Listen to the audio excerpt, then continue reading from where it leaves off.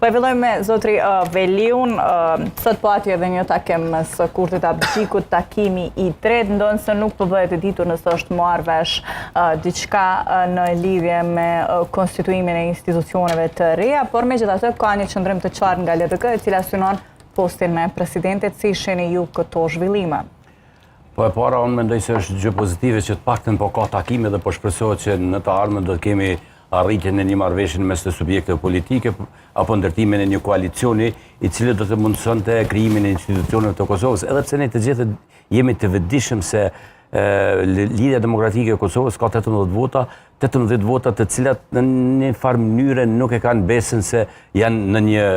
në një linjë politike, edhe pas atij takimit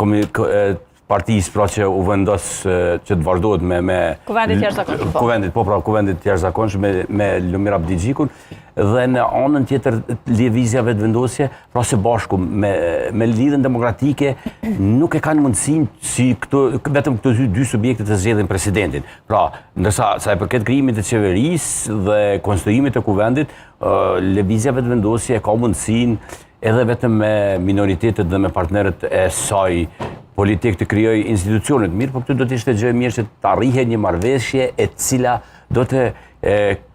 kishte në pako edhe postin e presidentit në mënyrë që të ndalet ky ngërç politik ose e gjithë kjo çfarë po me çka po përballemi tash e 2 vite, pra me zgjedhje të njëpasnjëshme dhe pas zgjidhje të problemeve. Në qartë, për ju, zotri Korça, si e pa takimin e tretë,